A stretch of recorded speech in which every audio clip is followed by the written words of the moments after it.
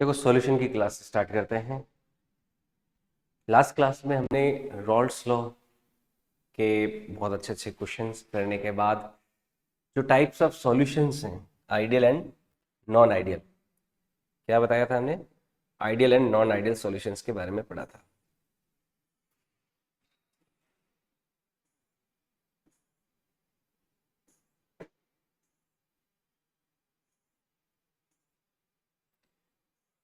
Ideal और non ideal solution के बारे में हमने पढ़ा था। अब देखो हम आगे बढ़ते हैं। देखो सॉल्यूशन चैप्टर में जो पहला पार्ट था, उस पहले पार्ट में अभी तक हमने टाइप्स ऑफ सॉल्यूशंस और सॉल्यूशन में भी जो कंसंट्रेशन मेजरिंग टर्म्स हैं उनको समझा, फिर सॉल्युबिलिटी को समझा। सॉल्युबिलिटी भी solubility of gas in liquid, solid in liquid and liquid in liquid. Liquid in liquid में भी जो वोलेटाइल लिक्विड्स है वो दूसरे वोलेटाइल लिक्विड में किस प्रकार मिक्स होता है और उसमें राउल्ट्स लॉ किस तरह से काम करता है, वो हमने बहुत ही एक्सटेंसिवली पढ़ा है ना। अब अपन जो नेक्स्ट पार्ट रहता है हमारे सॉल्यूशन चैप्टर का, ये होता है कॉलिगेटिव प्रॉपर्टीज। कॉलिगेटिव प्रॉपर्टीज समझने से पहले रॉल्स लॉ का एक छोटा सा एक टाइप ऑफ सॉल्यूशन होता है जिसमें रॉल्स लॉ को भी हमें समझना रहता है। ये है हमारा एजियोट्रॉपिक मिक्सचर या फिर एजियोट्रॉपिक सॉल्यूशन। तो एक छोटा सा पॉइंट है एजियोट्रॉपिक सॉल्यूशन या मिक्सचर, उसको समझते हैं, उसके बाद में अपन कॉलिगेटिव प्रॉपर्टीज स्टार्ट कर देंगे। तो azeotropic mixture,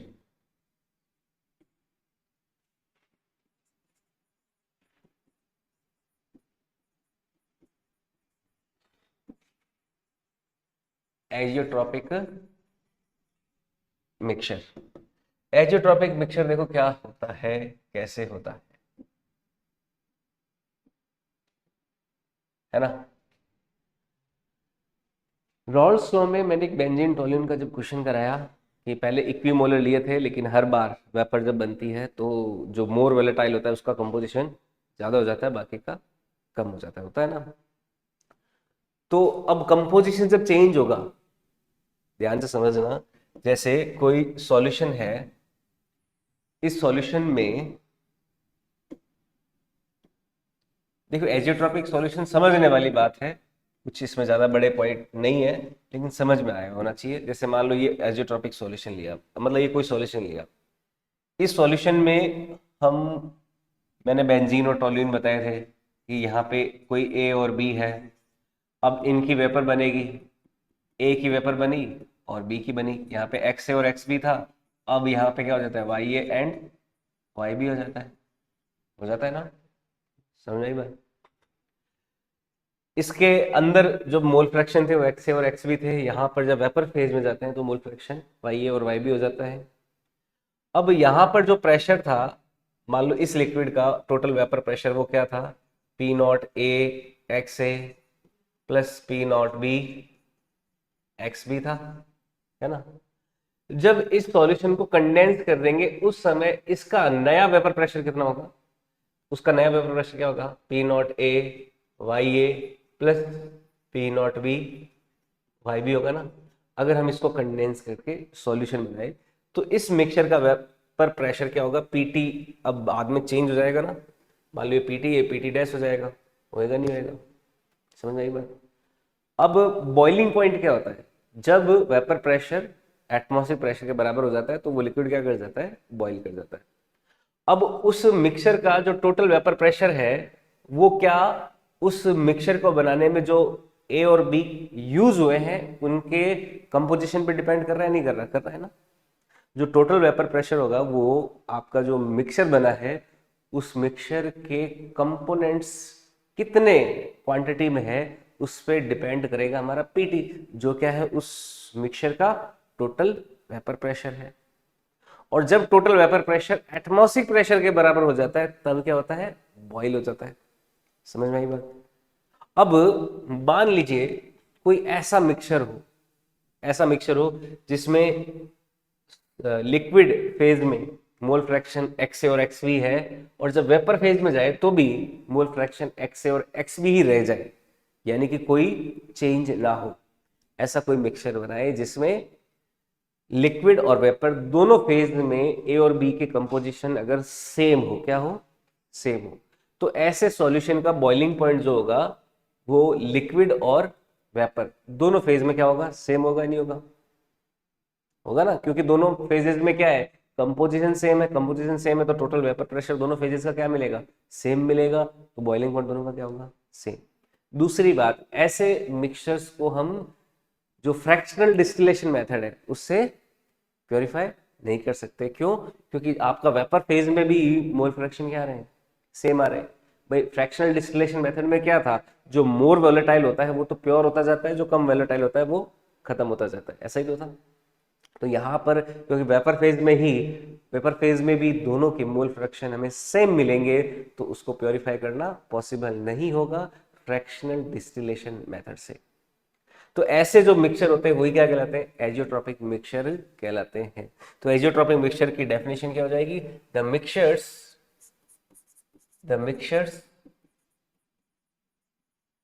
having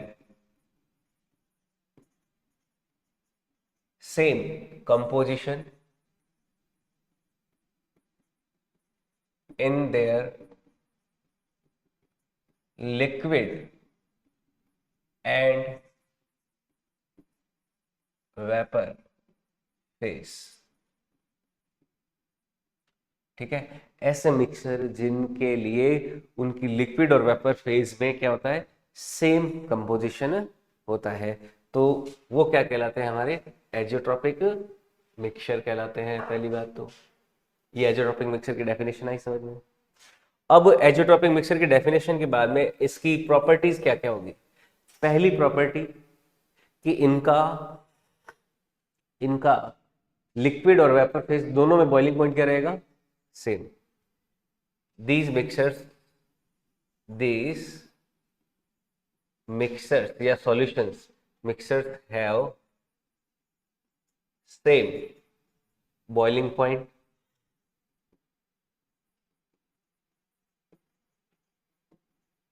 point in liquid and vapour phase, liquid and vapour. इन इस तरह के मिक्सचर का लिक्विड और वेपर फेज दोनों में बॉइलिंग पॉइंट क्या रहता है, सेम रहता है।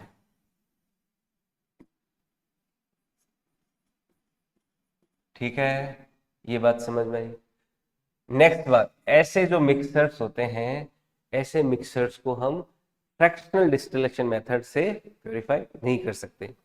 सच mixtures cannot such mixtures cannot purified by using fractional distillation method। ऐसे सॉल्यूशंस को हम, ऐसे मिक्सर्स को हम फ्रैक्शनल डिस्टिलेशन मेथड से प्योरीफाई नहीं कर सकते। समझ में आई बात, फ्रैक्शनल डिस्टिलेशन मेथड से प्योरीफाई नहीं हो सकते। तो ऐसे मिक्सर्स क्या कहलाते हैं, एजियोट्रॉपिक मिक्सर्स कहलाते हैं। ठीक है, एजियोट्रॉपिक मिक्सचर्स में देखो, एक होता है maximum boiling point azeotropic mixture और एक होता है minimum boiling point azeotropic mixture. वो क्या होता है दोनों, वो भी समझते हैं, ये नोट कर लिया। तो मैक्सिमम बॉइलिंग पॉइंट और minimum boiling point azeotropic solution, देखो रॉल्स लॉ में हमने डुअल एक्सिस ग्राफ देखा। तो डुअल एक्सिस ग्राफ में अगर सॉल्यूशन आइडियल होता है तो ग्राफ ऐसा आता है, अगर सॉल्यूशन क्या हो, आइडियल हो, तो ग्राफ ऐसा आता है। लेकिन नॉन आइडियल सॉल्यूशन हो और नॉन आइडियल में भी क्या हो, नेगेटिव डिविएशन वाला ग्राफ इस तरह का, है ना। हम नॉन आइडियल सॉल्यूशन के लिए ले रहे हैं और नॉन आइडियल सॉल्यूशंस, और उसमें भी कौन सा, ये नेगेटिव डिविएशन वाला। नेगेटिव डिविएशन में क्या होता है, जो बॉइलिंग, जो आपका वेपर प्रेशर है वो क्या होता है, जितना होना चाहिए उससे कम हो जाता है ना। तो देखो इस ग्राफ में ये जो लोवेस्ट पॉइंट होगा, जिस पॉइंट पे, ये देखो यहाँ पे क्या है, टोटल वेपर प्रेशर पीटी है, ये हमारा मोल फ्रैक्शन वाला एक्सिस होता है। इस पॉइंट पे देखो, इस पॉइंट पे हमारा बॉइलिंग, हमारा जो वेपर प्रेशर है वो सबसे ज्यादा कम है, सबसे ज्यादा वेपर प्रेशर कम है ना यहाँ पे इस पॉइंट पे। तो ये वाला जो पॉइंट होता है जिसपे कोई पर्टिकुलर मिक्स कंपोजिशन होएगा, इस पॉइंट पे क्योंकि वेपर प्रेशर बहुत ज्यादा कम है, क्या है, वेपर प्रेशर बहुत ज्यादा कम कम है ना इस ग्राफ में, केवल इसी पॉइंट पे पीटी क्या है, सबसे ज्यादा कम है। अब उस पीटी को अगर एटमॉस्फेरिक प्रेशर के बराबर करना है, किसके बराबर करना है, एटमॉस्फेरिक प्रेशर के बराबर करना है, तो हमें हीट ज्यादा देनी पड़ेगी, क्योंकि कोई चीज ऑलरेडी कम हो, मतलब पहले यहां तक थी, यहां पे थी, और उससे और ज्यादा कम हो गई, तो इस पॉइंट पे हमें सबसे ज्यादा हीट देनी पड़ेगी उस सॉल्यूशन को क्या करने के लिए, उबालने के लिए, बॉईल करने के लिए, है ना। क्यों, क्योंकि उस समय जो आपका टोटल वेपर प्रेशर वो सबसे ज्यादा कम होगा इस पॉइंट ऑफ टाइम पे। तो इस पॉइंट को क्या बोलते हैं, maximum boiling point azeotropic solution. Negative deviation का जो लोवेस्ट पॉइंट होता है उसको क्या बोलते हैं, maximum, maximum boiling point azeotropic solution, ये क्या होता है, maximum boiling point azeotropic solution. और दूसरा क्या होता है, जैसे अगर पॉजिटिव डिविएशन वाला ग्राफ देखें, जैसे आइडियल सॉल्यूशन होता तो इस तरह का ग्राफ होता, और नॉट आइडियल सॉल्यूशन केस में ग्राफ कुछ ऐसा है, ऐसा है पॉजिटिव डिविएशन वाला।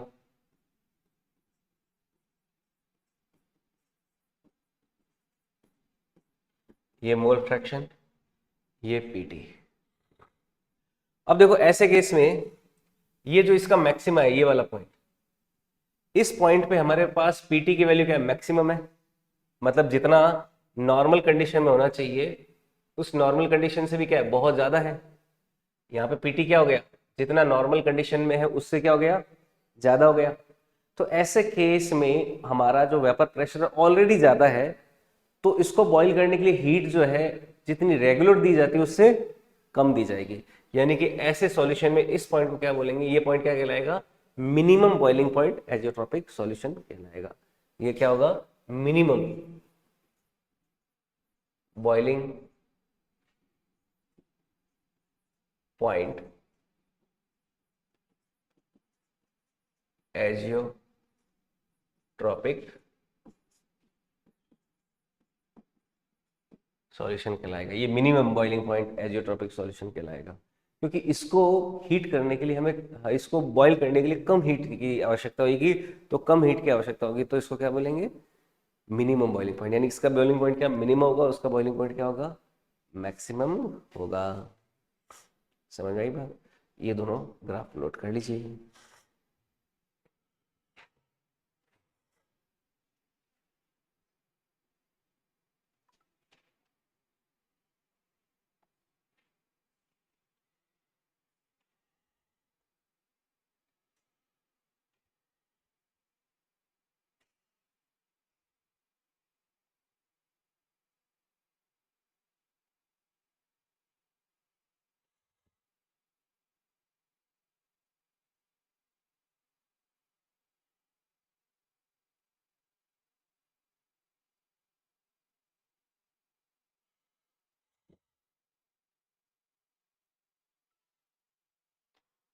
ओके,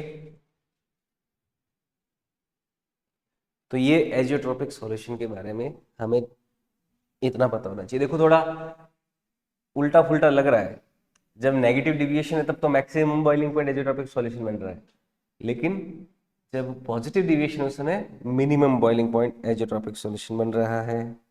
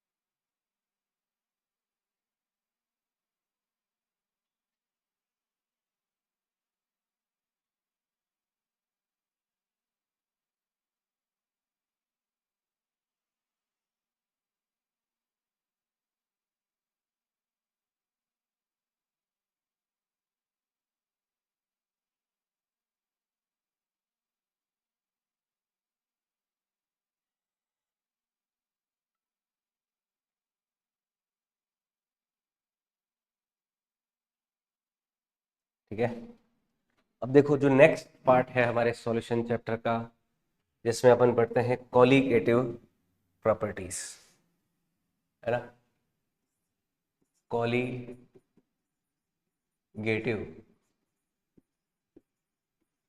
प्रॉपर्टीज क्या होती है? Colligative properties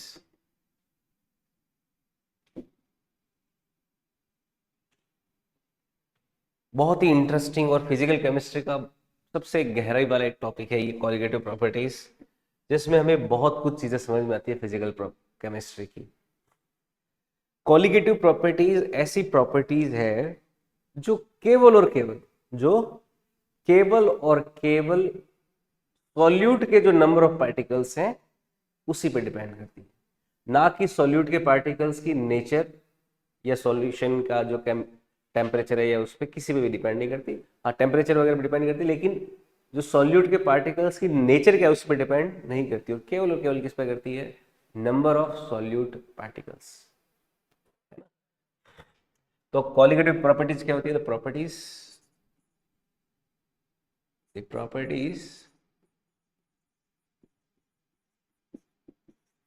which only depends upon number of solute particles, which only depend upon number of solute particles। ऐसी प्रॉपर्टी जो केवल और केवल सॉल्यूट पार्टिकल्स की संख्या पे डिपेंड करती है, नॉट ऑन नेचर और type of solute particle, type of solute particles. तो इसका मतलब ये केवल और केवल किस पे डिपेंड कर रही है? नंबर पे डिपेंड कर रही है कि सॉल्यूट के पार्टिकल्स की संख्या कितनी है, उस पे नहीं कि भाई वो पार्टिकल हाइड्रोजन है या ऑक्सीजन है ना, उन पे नहीं कर रही। यानी कि ऐसी जो प्रॉपर्टीज होगी वो केवल और केवल मोल फ्रैक्शन या नंबर ऑफ मोल्स उसी से ही कंट्रोल होने वाली है। अब देखो कॉलीगेटिव प्रॉपर्टीज होती कितने तरह की है, इसमें भी हम अलग अलग टाइप पढ़ते हैं। टोटल 4 तरह की कॉलीगेटिव प्रॉपर्टीज हमें देखनी है, सीखनी है।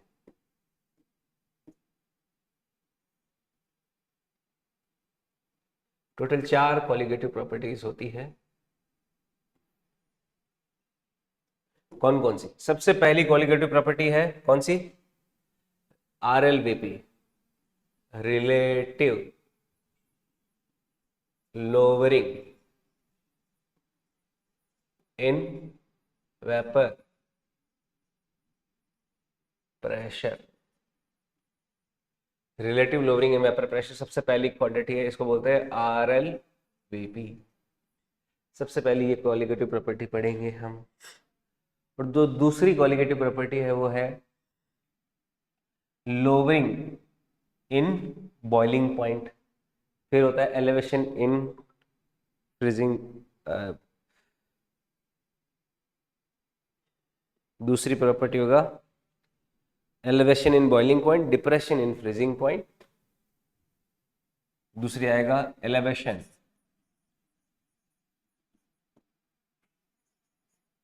In boiling point.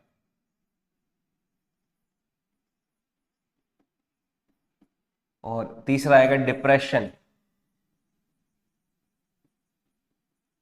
In freezing point. और चौथा आएगा ऑस्मैटिक प्रेशर। ये 4 हमारी कॉलीगेटिव प्रॉपर्टीज होती है। RLVP, elevation in boiling point, इसको इंडिकेट करते हैं डेल्टा TB से।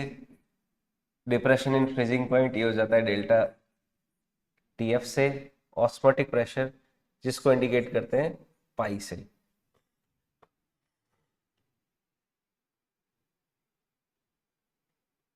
देखो ये जो कॉलीगेटिव प्रॉपर्टीज होती है ना, ये डिपेंड करती है केवल किस पे? नंबर ऑफ पार्टिकल्स पे। तो यहां पर हम कॉलीगेटिव प्रॉपर्टी को मेजर करके नंबर ऑफ पार्टिकल्स कैलकुलेट कर सकते हैं। नंबर ऑफ पार्टिकल कैलकुलेट करके हम अगर टोटल मास पता है और नंबर ऑफ पार्टिकल आ गए तो नंबर ऑफ मोल आ गया, और टोटल मास पता है इतना यूरिया मिलाया या कुछ भी मिलाया सॉल्यूट का, तो उस अननोन सॉल्यूट का हम मोलर मास भी निकाल सकते हैं। समझ में आई बात? भाई नंबर ऑफ मोल्स क्या होते हैं? टोटल नंबर अपॉन अवोगाड्रो संख्या, ये होता है नंबर ऑफ मोल्स। और यही क्या होता है? Total mass upon molar mass. अब देखो कोई भी सॉल्यूट का टोटल मास निकालना मुश्किल नहीं है। नंबर ऑफ पार्टिकल्स कैसे निकालोगे? रिलेटिव इनके जो कॉलिगेटिव प्रॉपर्टीज इनका यूज करके निकाल सकते हैं। तो हमारे पास में क्या हो जाएगा? कोई अननोन सॉल्यूट जो उसका मोलर मास हम निकाल सकते हैं। जो आप मोलर मास पढ़ते हो ना, हाइड्रोजन का 2 ग्राम हो गया, हीलियम का 4 ग्राम, कार्बन का 12 ग्राम, बहुत सारे मोलर मास की टेबल बनाते हैं जितने भी पीरियोडिक टेबल में दिखते हैं। तो कॉलिगेटिव प्रॉपर्टीज का एक सुपर यूज क्या है? जो अननोन कोई सॉल्यूट हो उसका मोलर मास निकाला जा सकता है। ये नोट कर लीजिए। सबसे पहली प्रॉपर्टी पढ़ते हैं, relative lowering in vapour pressure.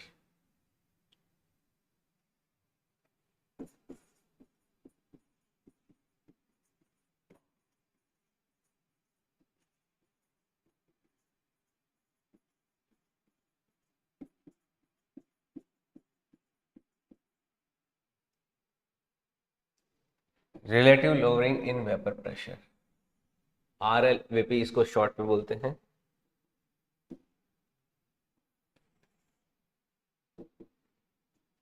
Short में बोलते हैं RLVP। देखो relative lowering in vapour pressure क्या होता है? जैसे मान लीजिए कोई हमने सॉल्वेंट लिया किसी कंटेनर में,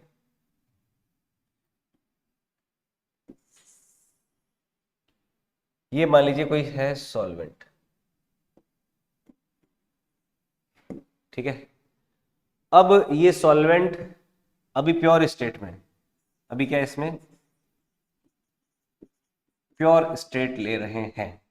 तो प्योर स्टेट में लिया तो इसका कोई वेपर प्रेशर होएगा ऊपर।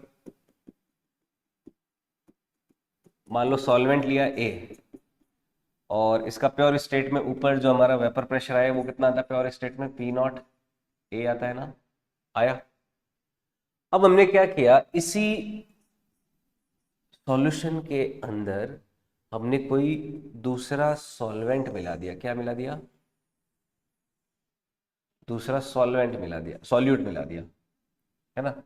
अब ये प्योर से क्या हो गया? इम्प्योर हो गया। हमने क्या किया, इसमें एक इम्प्योरिटी मिला दी। ऐसे इम्प्योरिटी मिला देते हैं ना, इम्प्योरिटी मिला दी। अब इम्प्योरिटी मिलाने से देखो क्या होगा, ये जो इम्प्योरिटी है वो क्या करेगी, जो हमारे सॉल्यूशन सॉल्वेंट जो है वोलेटाइल सॉल्वेंट, जो उसके जो पार्टिकल वेपर फेज में आ रहे हैं उनका वेपर प्रेशर क्या कर देगी? कम कर देगी, कम कर देगी। और उसके लिए फॉर्मूला भी हमें पता है कि अब जो पीए है वो क्या हो जाएगा? P0A हो जाएगा, हो जाएगा ना। तो यहां पर इसका जो वेपर प्रेशर है वो क्या हो जाएगा? कम हो जाएगा। क्यों हो जाएगा? क्योंकि जो सॉल्यूट इम्प्योरिटी मिलाई है हमने, वो इम्प्योरिटी क्या करेगी, जो हमारा वोलेटाइल सॉल्वेंट है उसकी वेपर को बनने से हिंड्रेंस करेगी और रोकेगी। तो कहने का मतलब क्या है, यहां पर जो वेपर प्रेशर है, जो पीए है, वो क्या होगा? P0A से कम हो जाएगा ना।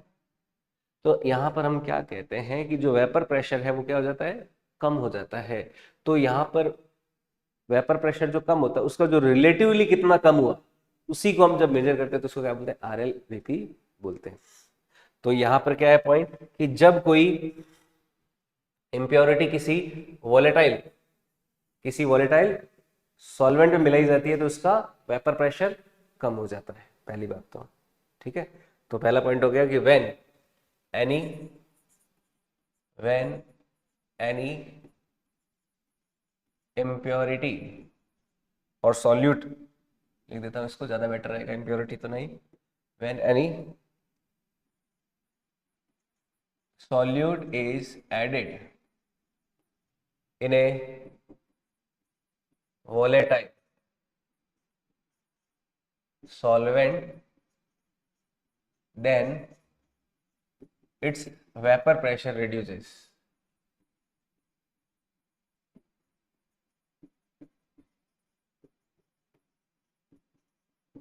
तो जब भी कोई सॉल्यूट को मिलाया जाता है किसी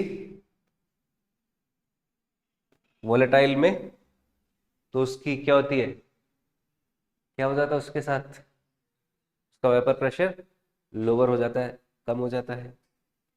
कितने से कम हुआ और पहले कितना था, है ना, कितने से कम हुआ और पहले कितना था, उसी का जो रेशो है। जैसे अभी तो हो गया अपना कितना, अभी मान लो हो गया P, पहले था P0, तो ये तो हो गया लोवरिंग, ये तो क्या हो गया लोवरिंग, P-P0। और रिलेटिव लोवरिंग करनी है तो P-P0 अपॉन P0 कर दें। जैसे ये ऊपर वाला तो क्या हो गया लोवरिंग इन वेपर प्रेशर, और नीचे हो गया P0। रिलेटिव जब लेते हैं तो डिवाइड कर देते हैं ना, तो इसी को क्या बोलते हैं, relative lowering in vapour pressure. Relative lowering in vapour pressure, या सिंपल शॉर्ट में लिख देता हूँ, यही क्या जाता है अपना RLVP। RLVP relative lowering in vapour pressure कहलाता है ये। ठीक है।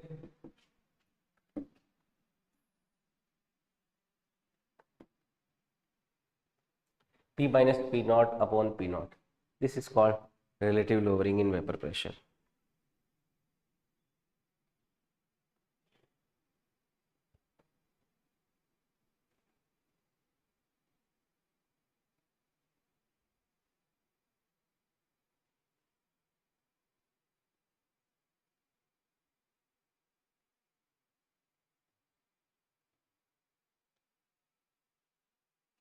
और सॉल्यूट जो है इसमें नॉन वोलेटाइल ऐड करते हैं। सॉल्यूट क्या ऐड करते हैं, नॉन वोलेटाइल।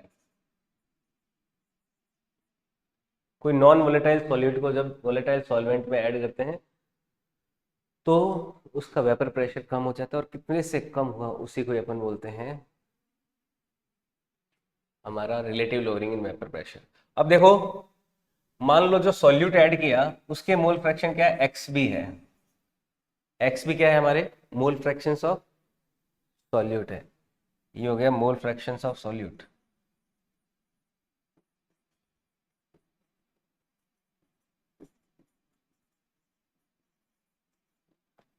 ये है मोल फ्रैक्शंस ऑफ सॉल्यूट।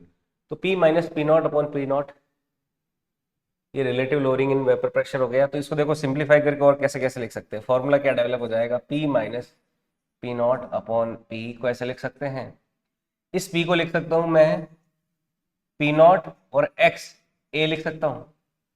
XA क्या है हमारे सॉल्वेंट का मोल फ्रैक्शन। तो P0 minus XA minus P0 divided by P0 लिख सकते हैं, इसको लिख सकते हैं ना, ये P0 ही है। तो ये क्या हो जाएगा, P-P0 अपॉन P0 की देखो वैल्यू किसके बराबर आ रही है, P0 कॉमन लेके कैंसिल आउट कर दिया तो किसके बराबर आ रही है, XA-1 के बराबर आ रही है। आ रही है नहीं आ रही। तो यहां पर P-P0 अपॉन P0 XA-1 के बराबर आ रही है। हम ये बात जानते हैं कि XA प्लस XB क्या होगा, 1 होगा। यानी कि XA-1 क्या हो जाएगा,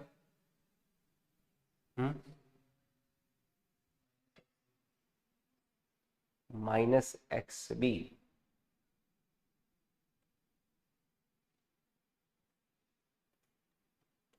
देखो लोवरिंग ले रहे ना, तो एक चीज करना है यहाँ पे, क्योंकि P कम है P0 ज्यादा है, तो नेगेटिव वाला फंड यहाँ पे गड़बड़ ना हो, इसके लिए अपन इसको क्या ले लेते हैं, P0 माइनस P ले लेते हैं। ठीक है।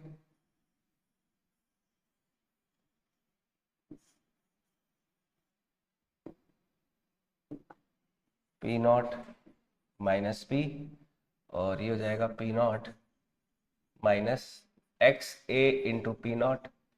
तो P0 minus P upon P0 की वैल्यू आ जाएगी 1 माइनस XA। अब तो ठीक है। और 1 माइनस XA किसके बराबर होता है, XB के बराबर हो जाएगा। और XB क्या हो गया, मोल फ्रैक्शंस ऑफ सॉल्यूट। यानी कि जो relative lowering in vapour pressure वो किसके बराबर होती है, मोल फ्रैक्शन ऑफ सॉल्यूट के बराबर होती है। RLVP is equal to XB।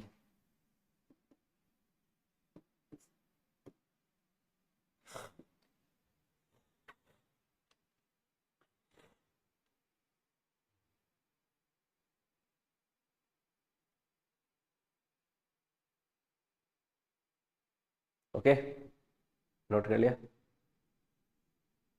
आगे बढ़े। तो यहां से हमें ये बात समझ में आती है कि जो P not minus P upon P not, जिसको अपन RLVP बोल रहे हैं, और वो XCP की के बराबर है, यानी कि मोल फ्रैक्शंस ऑफ सॉल्यूट के बराबर आ रही है,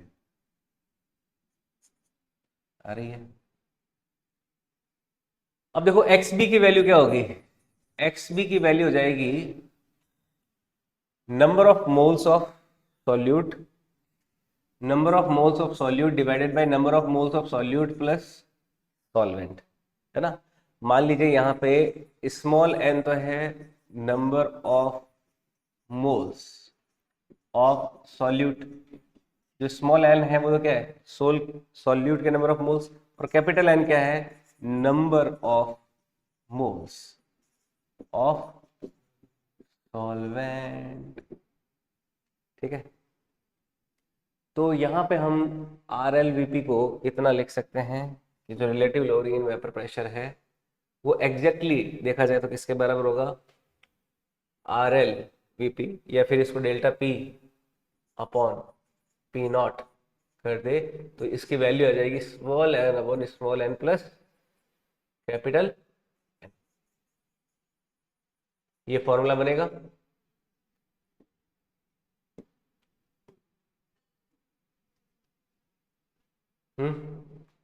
अब देखो सॉल्यूट जो होते हैं वो कभी कभी हम बहुत कम मिक्स करते हैं, for very less solute, for if solute is very less, यहाँ पे क्या केस लेते हैं, इफ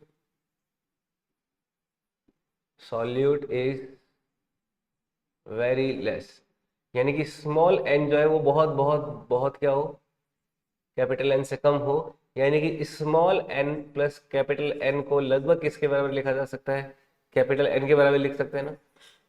एक क्वांटिटी अगर बहुत ज़्यादा कम हो, जैसे 1000 में एक जोड़ो तो लगभग 1000 ही लिखा जा सकता है उसको, तो हमने क्या किया, small n plus capital N को क्या लिख दिया, लगभग कैपिटल N के बराबर ही लिख दिया। तो इससे हमारा जो delta P upon P not का जो वैल्यू आएगा ये आ जाएगा small n upon capital N आ जाएगा, और ये अप्रोक्सीमेट रिलेशन है, क्या है, अप्रोक्सीमेट है, एग्जैक्ट नहीं है,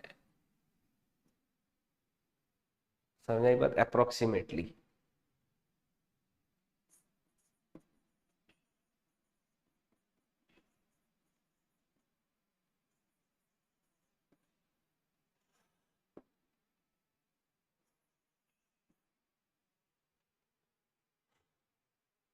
ओके, अगर एग्जैक्ट बराबर देखें तो देखो वो भी देख सकते हैं,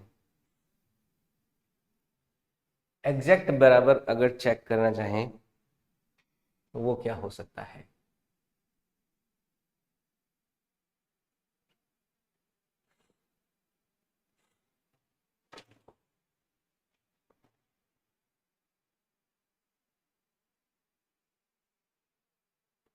नोट कर लीजिए।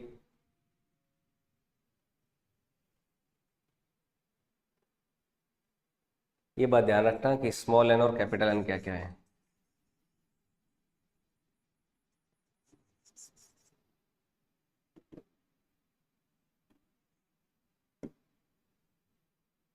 आगे बढ़े, यानी कि delta P upon P not जो कि क्या है, P not minus P upon में P नॉट, ये है स्मॉल n अपॉन कैपिटल, अगर एग्जैक्टली देखें तो small n upon small n plus capital N है।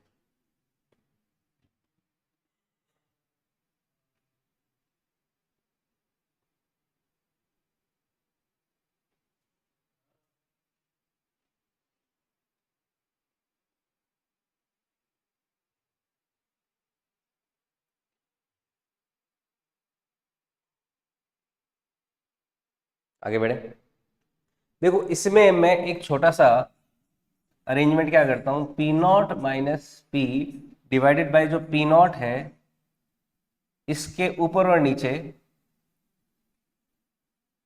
मैं P का मल्टीप्लाई डिवाइड कर देता हूँ, पी का मल्टीप्लाई डिवाइड कर दिया। पी क्या है हमारा, ऊपर और नीचे पी का डिवाइड किया तो पी क्या है actually, P not into x है ना। तो इस पी नॉट से पी नॉट कैंसिल हो जाएगा, तो ये स्मॉल एन अपन स्मॉल एन प्लस कैपिटल ऐसा आ जाएगा। ऊपर और नीचे क्या किया हमने, पी का मल्टीप्लाई डिवाइड कर दिया। पी क्या है, पी नॉट टाइम्स एक्स है, तो एक पी नॉट कैंसिल कर दिया, यानी कि हमारे पास में जो P naught minus P times क्या आ जाएगा, एक्स ए अपॉन पी, ये वैल्यू आ जाएगी small N upon small n plus capital N आ जाएगी। ठीक है, यानी कि P naught minus P upon P, X A की वैल्यू क्या हो गई, number of moles of solvent divided by total number of moles, बराबर हो जाएगा small N upon small n plus capital N. ये कैंसिल आउट हो जाएगा, यानी कि P naught minus P upon अगर पी देखें तो ये तो एग्जैक्टली किसके बराबर है, स्मॉल एन अपॉन कैपिटल। ये अप्रोक्सीमेट रिलेशन नहीं है ना, ये एग्जैक्ट रिलेशन है। बस शर्त क्या है, ऊपर क्या होना चाहिए, P naught minus P upon नीचे क्या होना चाहिए, पी ही होना चाहिए, ना कि पी नॉट। ये हालांकि आरएलबीपी नहीं है ना। Moles of solute divided by moles of solvent का जो रेशियो है वो किसके बराबर होगा, P naught minus P upon P के बराबर होगा। और ये जो लिया है ये क्या है, अप्रोक्सीमेट है, और ये क्या है, एग्जैक्ट है। बस यही डिफरेंस है दोनों में। ये रिलेशन कैसा है, ये एग्जैक्ट है, एकदम सटीक है। समझ में आई बात, relative lowering in vapour pressure के लिए, है ना। तो ये फॉर्मूले हैं, कितने फॉर्मूले हैं हमारे पास, delta P upon P naught बराबर हो गया small N upon small n plus capital N, जो लगभग कितना ले सकते हैं, small N upon capital N लिया जा सकता है, या फिर डेल्टा पी अपॉन पी को तो एग्जैक्टली आप क्या लिख सकते हो, small N upon capital N ले सकते हो। ये फॉर्मूले हैं हमारे रॉड इसके आरएलवीपी के, relative lowering in vapour pressure के। ठीक है, छोटे मोटे क्वेश्चंस करते हैं इन फॉर्मूला पे बेस्ड।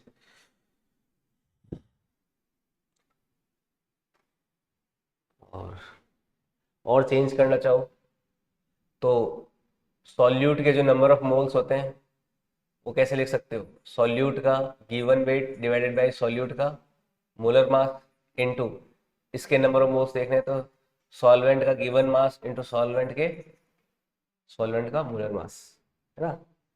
नंबर ऑफ मोल्स निकालने के लिए मास वाले फॉर्मूले भी यूज किए जा सकते हैं।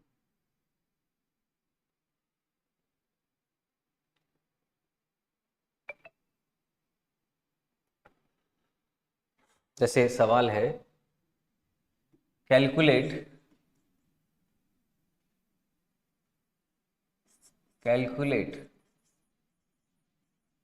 Mass of urea must be added into water, मतलब वाटर के अंदर कितना अपन मास यूरिया का ऐड करें, एडेड इनटू 400 ग्राम वाटर, मतलब 400 ग्राम पानी में कितना यूरिया ऐड करें, 400 gram water, so that it's VP is 2% less than original या फिर प्योर स्टेट। मतलब वाटर का जो प्योर स्टेट में वेपर प्रेशर था उससे 2% क्या हो जाए, कम हो जाए हमारा वेपर प्रेशर, क्योंकि लोड तो नहीं वाला है, और कितना 2% कम हो जाए तो यूरिया का कितना वेट ऐड किया गया होगा।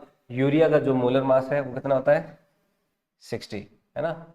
इसका जो MW है, यूरिया यहाँ पे सॉल्यूट है, इसका 60 ग्राम हो गया, वाटर का पता ही हमें 18 ग्राम। तो फॉर्मूला यही लगाना है। पहले तो ये 2% दे रखा है, उसको सिंप्लीफाई कर लें। 2% का मतलब क्या हुआ, हमें क्या दे रखा है, हमें delta P upon P not into 100 बराबर कितना दे रखा है, 2 दे रखा है ना। यानी कि डेल्टा पी अपॉन पी की वैल्यू कितनी है, 2/100 है। और ये लगभग किसके बराबर ली जा सकती है, small N upon capital N के बराबर लिख सकते हैं। स्मॉल एन क्या होता है, मोल्स ऑफ सॉल्यूट। तो मोल्स ऑफ सॉल्यूट क्या है, मान लीजिए एम मास ऐड किया यूरिया का, तो एम अपॉन डिवाइडेड बाय 60, है ना। मान लीजिए यूरिया का कितना, small M mass divided किया गया, तो यूरिया के नंबर ऑफ मोल्स क्या हो जाएंगे, स्मॉल एम अपॉन 60। जो गिवन मास होता है, गिवन मास में किसका डिवाइड करते हैं, मोलर मास का, तो क्या आ जाता है नंबर ऑफ मोल्स इनटू, मान लो पानी कितना दे रखा है, 400 ग्राम ऐड किया और पानी का मोलर मास कितना हो गया, 18। तो ये एक इक्वेशन बन जाएगी ना।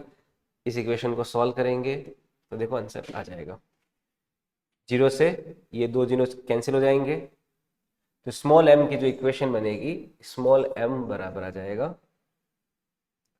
2 इंटू 60 इंटू 4 डिवाइडेड बाय 18। तो 2 से कैंसिल हुआ तो 9 आया, और स्मॉल एम की वैल्यू आ जाएगी, ये हो जाएगा 240 डिवाइडेड बाय 9, यानी कि आ जाएगा 18, 4 2 6 जीरो, 54 6 जीरो, 26.6 ग्राम यूरिया जो है हमें ऐड करना पड़ेगा। तो उससे क्या होगा, वाटर का जो वेपर प्रेशर है वो 2% से कम हो जाएगा। समझ में आई बात, क्लियर।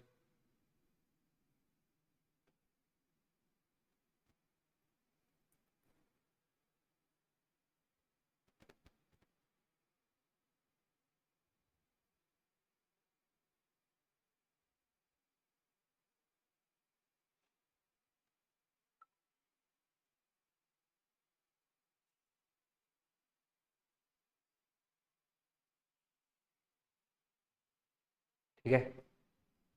अच्छा ये 2% तक ठीक है, लेकिन 15% या 20% होता ना, तो आपको ये एग्जैक्ट वाला फॉर्मूला लगाना पड़ेगा। समझ आई बात, अभी ये अप्रोक्सीमेट फॉर्मूला लगाया है, ये 2% 10% तक ये चलता है, और 20 30% या 40% वाला हालांकि ऐसा क्वेश्चन होता नहीं है ना। आप हमेशा यही काम में ले लेना भले। ओके, तो इस तरह से relative lowering in vapour pressure के सवालों को किया जाता है। और भी इस पे क्वेश्चंस वगैरह अपन करेंगे, है ना। अभी आज के लिए इतना ही रखते हैं।